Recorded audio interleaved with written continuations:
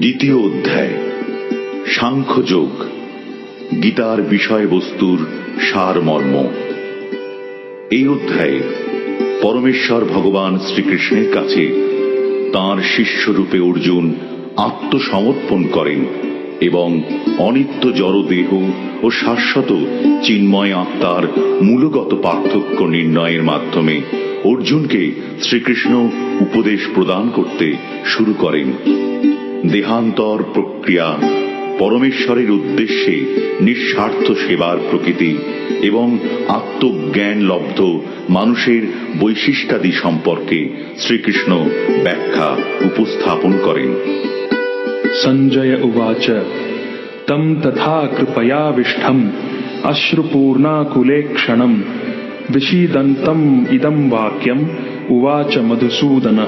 সঞ্জয় বললেন, অর্জুনকে এভাবে অনুতপ্ত, ব্যাকুল, অশ্রুসিক্ত দেখে কৃপায় আবিষ্ট হয়ে মধুসূদন ভগবান শ্রীকৃষ্ণ এই কথাগুলি বললেন। শ্রী ভগবান উবাচ কুতস্ত্বা কশ্মলম ইদম বিষমে সমুপস্থিতম অনার্যজুষ্টম অস্বর্গ্যম অকীর্তিকরম অর্জুন। পুরুষোত্তম শ্রী ভগবান বললেন, প্রিয় অর্জুন, এই ঘোর সংকটময় যুদ্ধস্থলে যারা জীবনের প্রকৃত মূল্য বোঝে না, সেই সব অনার্যের মতো শোকানল তোমার হৃদয়ে কিভাবে প্রজ্বলিত হল? এই ধরনের মনোভাব থেকে তোমাকে স্বর্গলোকে উন্নীত করবে না। পক্ষান্তরে তোমার সমস্ত যশরাশি বিনষ্ট হবে। ক্লাইব্যম মাস্মগমঃ পার্থ নৈতত্ত্বয়্যুপপদ্যতে ক্ষুদ্রম হৃদয় দৌর্বল্যম ত্যক্তোত্তিষ্ঠ পরন্তপ। হে পার্থ, এই সম্মান হানিকর ক্লীবত্বের বশবর্তী হও না। এই ধরনের আচরণ তোমার পক্ষে অনুচিত। হে পরম তপ, হৃদয়ের এই ক্ষুদ্র দুর্বলতা পরিত্যাগ করে তুমি উঠে দাঁড়াও। অর্জুন উবাচ কথম ভীষ্মম অহম সংখ্যে দ্রোণম চ মধুসূদন ইষুভিঃ প্রতিয়োৎস্যামি পূজার্হাব অরিসূদন। অর্জুন বললেন, হে অরিসূদন, হে মধুসূদন, এই যুদ্ধক্ষেত্রে ভীষ্ম ও দ্রোণের মতন পরম পূজনীয় ব্যক্তিদের কেমন করে আমি বাণের দ্বারা প্রতিদ্বন্দ্বিতা করব? গুরুন হত্বা হি মহানুভাবান শ্রেয়ো ভোক্তুম ভৈক্ষ্যমপীহ লোকে হত্বার্থ কামাংস্তু গুরুনিহৈব ভুঞ্জীয় ভোগান রুধির প্রদিগ্ধান। আমার মহানুভব শিক্ষাগুরুদের জীবন হানি করে এই জগৎ ভোগ করার থেকে বরং ভিক্ষা করে জীবন ধারণ করা শ্রেয়। তাঁরা পার্থিব বস্তুর অভিলাষী হলেও আমার গুরুজন। তাঁদের হত্যা করা হলে যুদ্ধলব্ধ সমস্ত ভোগ্য বস্তু তাঁদের রক্তমাখা হবে। ন চৈতদ্বিদ্মঃ কতরন্নো গরীয়ো यद्वा जयेम यदिवा नो जयेयुः यानेव हत्वा न जिजीविषामस्तेव स्थिताः प्रमुखे धार्तराष्ट्राः। তাদের জয় করা শ্রেয় না তাদের দ্বারা পরাজিত হওয়া শ্রেয়, তা আমি বুঝতে পারছি না। আমরা যদি ধৃতরাষ্ট্রের পুত্রদের হত্যা করি তাহলে আমাদের আর বেঁচে থাকতে ইচ্ছা করবে না। তবু ওই রণাঙ্গনে তারা আমাদের সামনে উপস্থিত হয়েছেন। कार्पण्य दोषोपहत स्वभाव पृच्छामि त्वां धर्म सम्मूढ़ चेता यच्छ्रेयः स्यान्निश्चितं ब्रूहि तन्मे शिष्यस्तेऽहं साधि मां त्वां प्रपन्नम्। কার্পণ্যজনিত দুর্বলতার প্রভাবে আমি এখন কিংকর্তব্য বিমূঢ় হয়েছি এবং আমার কর্তব্য সম্বন্ধে বিভ্রান্ত হয়েছি। এই অবস্থায় আমি তোমাকে জিজ্ঞাসা করছি, এখন কি পক্ষে শ্রেয়স্কর তা আমাকে বলো। এখন আমি তোমার শিষ্য এবং সর্বতোভাবে তোমার শরণাগত। দয়া করে তুমি আমাকে নির্দেশ দাও। नहि प्रपश्यामि ममापनुद्यात् यच्छोकमुच्छोषणमिन्द्रियाणाम् अवाप्य भूमा वसपत्नमृद्धम् राज्यं सुराणामपि चाधिपत्यम्। আমার ইন্দ্রিয়গুলি শুকিয়ে দিচ্ছে যে শোক, তা দূর করবার কোনো উপায় আমি খুঁজে পাচ্ছি না। এমনকি স্বর্গের দেবতাদের মতো আধিপত্য নিয়ে সমৃদ্ধশালী প্রতিদ্বন্দ্বিতাবিহীন রাজ্য এই পৃথিবীতে লাভ করলেও আমার এই শোকের বিনাশ হবে না। संजय उवाच एवम् उक्त्वा हृषीकेशं गुडाकेशः परन्तपः न योत्स्य इति गोविन्दम् उक्त्वा तूष्णीं बभूवः। সঞ্জয় বললেন, এইভাবেই মনোভাব ব্যক্ত করে গুড়াকেশ অর্জুন তখন ঋষিকেশকে বললেন, হে গোবিন্দ, আমি যুদ্ধ করব না। এই বলে তিনি মৌন হলেন। तमुवाच हृषीकेशः प्रहसन्निव भारत सेनयोरुभयोर्मध्ये विषिदन्तम् इदं वचः। হে ভরত বংশীয় ধৃতরাষ্ট্র, সেই সময় স্মিত হেসে শ্রীকৃষ্ণ উভয় পক্ষের সৈন্যদের মাঝখানে বিষাদগ্রস্ত অর্জুনকে এই কথা বললেন। श्री भगवान् उवाच अशोच्यानन्वशोचस्त्वं प्रज्ञावादांश्च भाषसे गतासु न गतासुंश्च नानुशोचन्ति पंडिताः। পরমেশ্বর ভগবান বললেন, তুমি প্রাজ্ঞের মতো কথা বলছো, অথচ যে বিষয়ে শোক করা উচিত নয় সেই বিষয়ে শোক করছো। যারা যথার্থই পণ্ডিত তারা কখনোই জীবিত অথবা মৃত কারোর জন্যই শোক করেন না। नत्वेवाहं जातु नासं नत्वं नेमे जनाधिपाः न चैव न भविष्यामः सर्वे वयमतः परम्। এমন কোন সময় ছিল না যখন আমি, তুমি, এই সমস্ত রাজারা ছিলেন না, এবং ভবিষ্যতেও কখনো আমাদের অস্তিত্ব বিনষ্ট হবে না। देहिनोऽस्मिन् यथा देहे कौमारं यौवनं जरा तथा देहान्तर प्राप्तिर धीरस्तत्र न मुह्यति। দেহের দেহ যেভাবে কৌমার, যৌবন ও জরার মাধ্যমে তার রূপ পরিবর্তন করে চলে, মৃত্যুকালে তেমনি ওই দেহী আত্মা এক দেহ থেকে অন্য কোনো দেহে দেহান্তরিত হয়। স্থিতপ্রজ্ঞ পণ্ডিতেরা কখনো এই পরিবর্তনে মুহ্যমান হন না। मात्रा स्पर्शास्तु कौन्तेय शीतोष्ण सुख दुःखदा आगमा पायिनो नित्यास ताम स्थितिक्षस्व भारत। হে কৌন্তেয়, ইন্দ্রিয়ের সঙ্গে বিষয়ের সংযোগের ফলে অনিত্য সুখ ও দুঃখের অনুভব হয়। সেগুলি ঠিক যেন শীত ও গ্রীষ্ম ঋতুর গমনাগমনের মতন। হে ভরতকুল প্রদীপ, সেই ইন্দ্রিয়জাত অনুভূতির দ্বারা প্রভাবিত না হয়ে সেগুলি সহ্য করার চেষ্টা করো। यम हि न व्यथयन्त्येते पुरुषं पुरुषर्षभ सम दुःख सुखम धीरम सोमृतत्वाय कल्पते। হে পুরুষ শ্রেষ্ঠ অর্জুন, যে জ্ঞানী ব্যক্তি সুখ ও দুঃখকে সমান জ্ঞান করেন এবং শীত ও উষ্ণ আদি দ্বন্দ্বে বিচলিত হন না, তিনি মুক্তি লাভের প্রকৃত অধিকারী। ना सतो विद्यते भावो ना भावो विद्यते सतः उभयोरपि दृष्टोऽन्तस त्वनयोस्तत्त्वदर्शिभिः। যারা তত্ত্বদ্রষ্টা তারা সিদ্ধান্ত করেছেন যে অনিত্য জড়বস্তুর স্থায়িত্ব নেই এবং নিত্য বস্তু আত্মার কখনো বিনাশ হয় না। তারা উভয় প্রকৃতির যথার্থ স্বরূপ উপলব্ধি করে এই সিদ্ধান্তে উপনীত হয়েছেন। अविनाशी तु तद्विधि येन सर्वम् इदं ततं विनाशम् अव्ययस्यास्य न कश्चित् कर्तुम् अर्हति। যা সমগ্র শরীরে পরিব্যাপ্ত হয়ে রয়েছে তাকে তুমি অবিনাশী বলে জানবে। সেই অব্যয় আত্মাকে কেউ বিনাশ করতে সক্ষম নয়।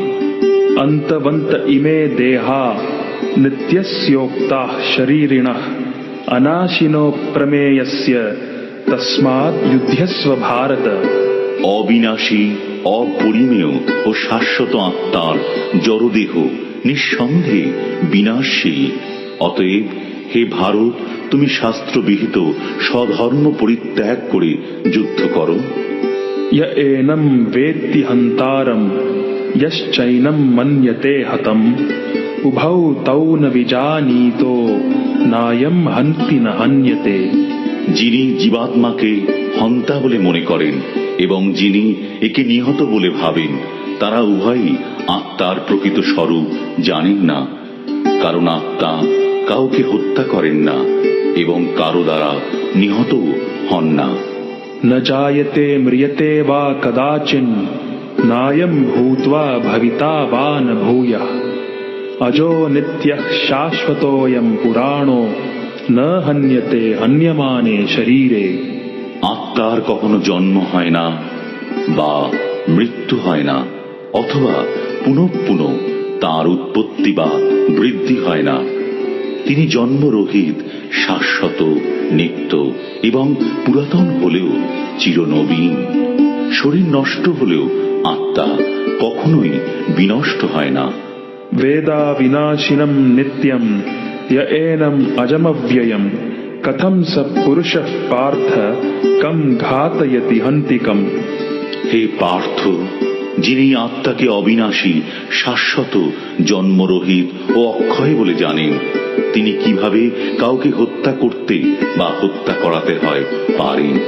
वासांसि जीर्णानि यथा विहाय नवानि घृणाति नरोपराणि तथा शरीराणि विहाय जीर्णानि अन्यानि संयाति नवानि देहि।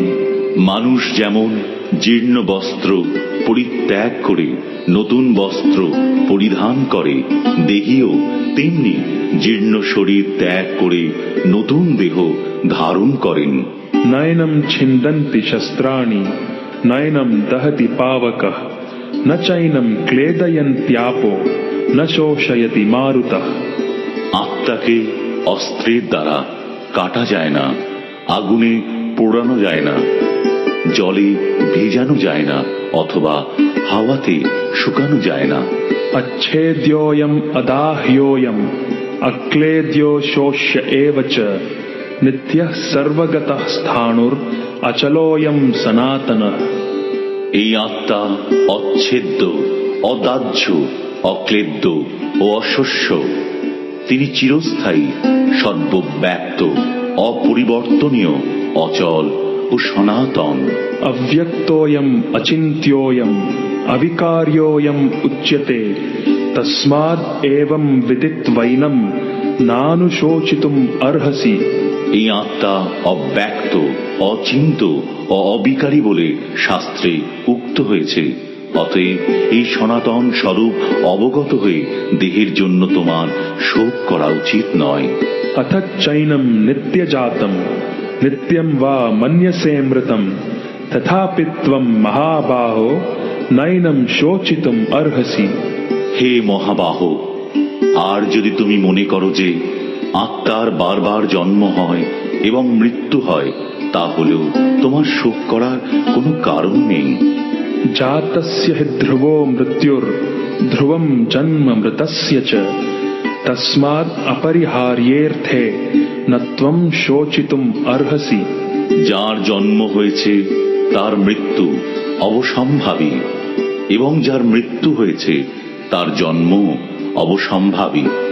অতএব অপরিহার্য কর্তব্য সম্পাদন করার সময় তোমার শোক করা উচিত নয়। अव्यक्तादीनि भूतानि व्यक्तमध्यानि भारत अव्यक्ता निधनान्येव तत्र का परिदेवना। হে ভারত, সমস্ত সৃষ্ট জীব উৎপন্ন হওয়ার আগে অপ্রকাশিত ছিল, তাদের স্থিতিকালে প্রকাশিত থাকে এবং বিনাশের পর আবার অপ্রকাশিত হয়ে যায়। সুতরাং সেই জন্য শোক করার কি কারণ? आश्चर्यवत् पश्यति कश्चिदेनम् आश्चर्यवद् वदति तथैव चान्यः आश्चर्यवच्चैनम् अन्यः शृणोति श्रुत्वाप्येनं वेद न चैव कश्चित्। কেউ আত্মাকে আশ্চর্যবৎ দর্শন করেন, কেউ আশ্চর্যভাবে বর্ণনা করেন এবং কেউ আশ্চর্য জ্ঞানে শ্রবণ করেন। আর কেউ শুনেও তাকে বুঝতে পারে না। देहि नित्यम अवध्योयम देहे सर्वस्य भारत तस्मात् सर्वाणि भूतानि न त्वं शोचितुम अर्हसि। হে ভারত, প্রাণীদের দেহে অবস্থিত আত্মা সর্বদাই অবদ্ধ, অতএব কোন জীবের জন্য তোমার শোক করা উচিত নয়। स्वधर्मम अपि चावेक्ष्य न विकम्पितुम अर्हसि धर्म्याद्धि युद्धात् श्रेयोन्यत् क्षत्रियस्य न विद्यते। ক্ষত্রিয় রূপে তোমার স্বধর্ম বিবেচনা করে তোমার জানা উচিত যে ধর্ম রক্ষার্থে যুদ্ধ করার থেকে ক্ষত্রিয়ের পক্ষে মঙ্গলকর আর কিছুই নেই। তাই তোমার ইহাগ্রস্ত হওয়া উচিত নয়। यदृच्छया चोपपन्नम स्वर्गद्वारमपावृतम सुखिनः क्षत्रिया पार्थ लभन्ते युद्धमीदृशम। হে পার্থ, স্বর্গদ্বার উন্মোচনকারী এই প্রকার ধর্মযুদ্ধে অংশগ্রহণ করার সুযোগ না চাইতেই যেসব ক্ষত্রিয়ের কাছে আসে তারা সুখী নন।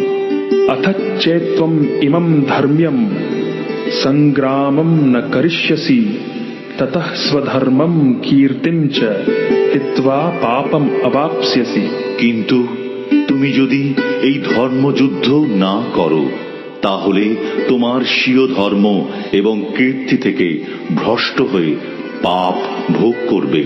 अकीर्तिं चापि भूतानि कथयिष्यन्ति ते व्ययाम संभावितस्य चाकीर्तिर मरणाद अतिरिच्यते। সমস্ত লোক তোমার কীর্তিহীনতার কথা বলবে এবং যে কোনো মর্যাদাবান লোকের পক্ষেই এই অসম্মান মৃত্যু অপেক্ষাও অধিকতর মন্দ।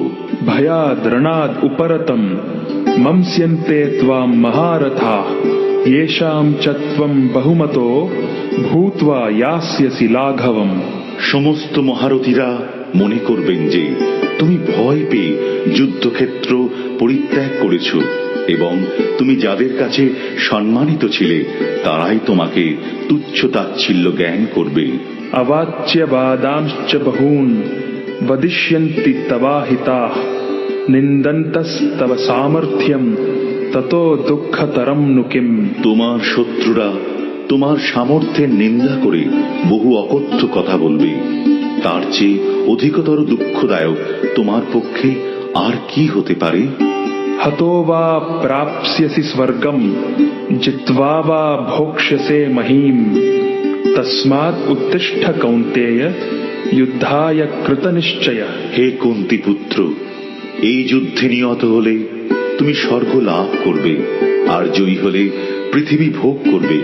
অতএব যুদ্ধের জন্য দৃঢ় সংকল্প হয়ে উত্থিত হও। सुख दुःखे समे कृत्वा लाभालाभौ जयाजयौ ततो युद्धाय युज्यस्व नैवं पापम अवाप्स्यसि। সুখ দুঃখ লাভ ক্ষতি ও জয় পরাজয়কে সমান জ্ঞান করে তুমি যুদ্ধের নিমিত্ত যুদ্ধ করো, তাহলে তোমাকে পাপ ভাগী হতে হবে না। एषा ते विहिता सांख्ये बुद्धिर्योगे त्विमां शृणु बुद्ध्या युक्तो यया पार्थ कर्मबन्धं प्रहास्यसि।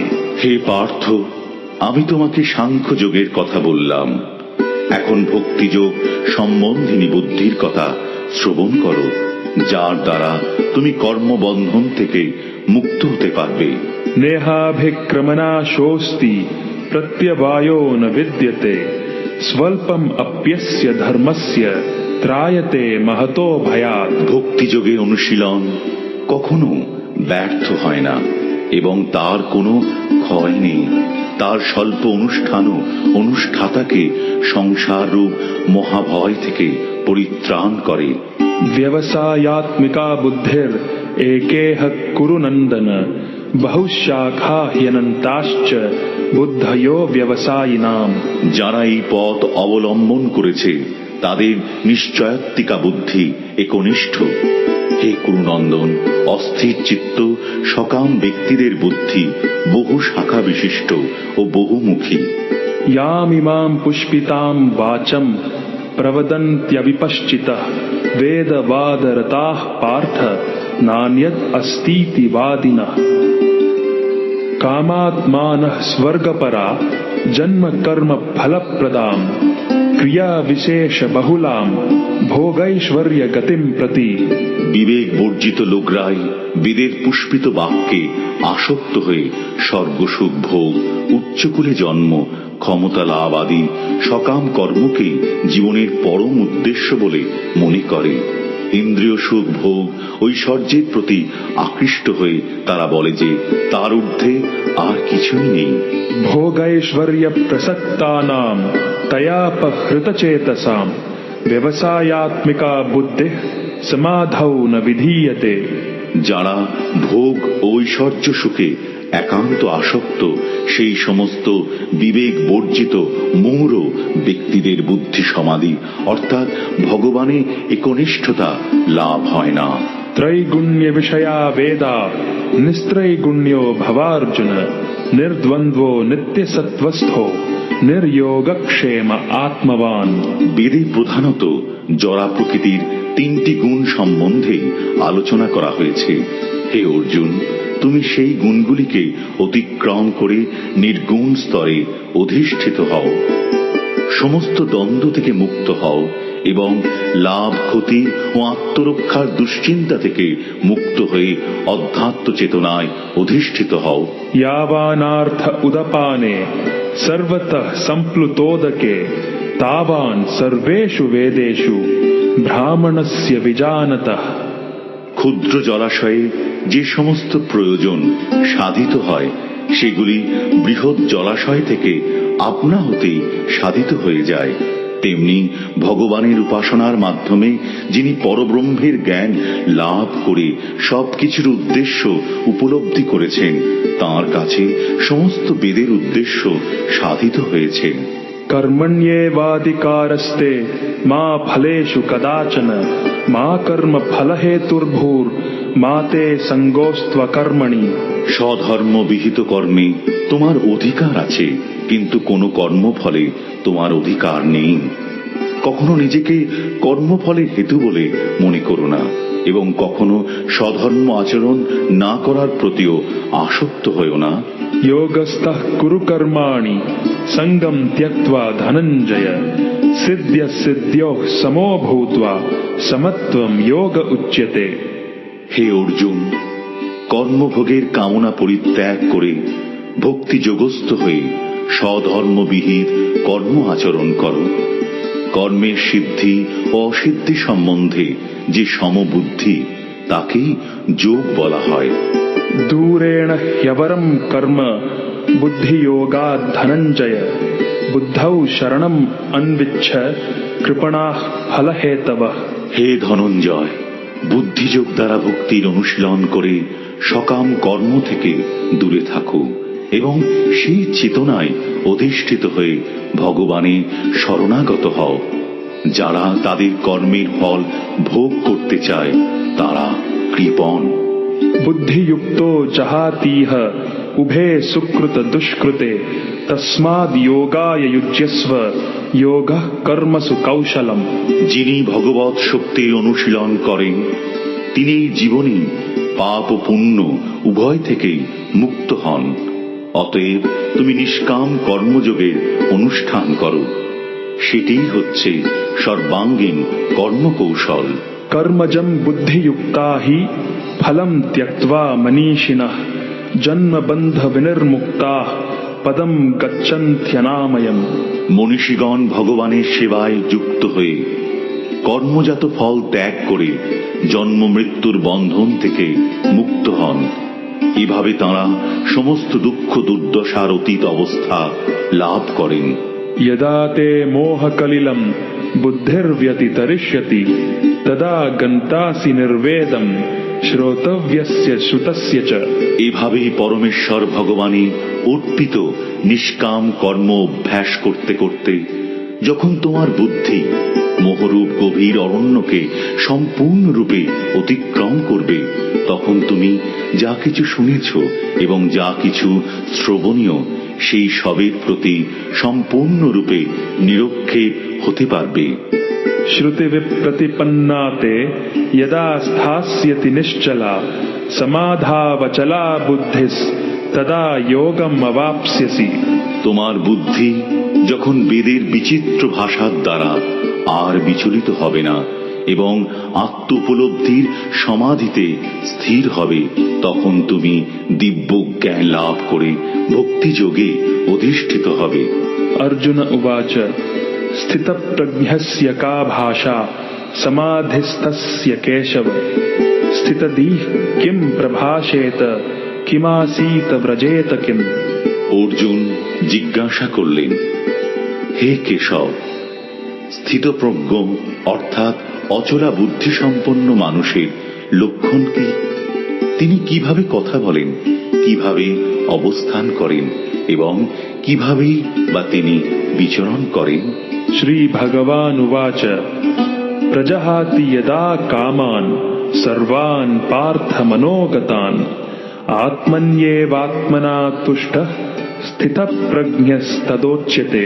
পরমেশ্বর ভগবান বললেন, হে পার্থ, জীব যখন মানসিক জল্পনা কল্পনা থেকে উদ্ভূত সমস্ত মনোগত কাম পরিত্যাগ করে এবং তার মন যখন এভাবে পবিত্র হয়ে আত্মাতেই পূর্ণ পরিতৃপ্তি লাভ করে, তখনই তাকে স্থিতপ্রজ্ঞ বলা হয়। দুঃখেষ্বনুদ্বিগ্ন মনাঃ সুখেষু বিগতস্পৃহঃ वीतराग भय क्रोधः স্থিতধীর মুনিরুচ্যতে। ত্রিতাপ দুঃখ উপস্থিত হলেও যার মন উদ্বিগ্ন হয় না, সুখ উপস্থিত হলেও যার স্পৃহা হয় না, এবং যিনি রাগ ভয় ও ক্রোধ থেকে মুক্ত, তিনি স্থিতধী অর্থাৎ স্থিতপ্রজ্ঞ।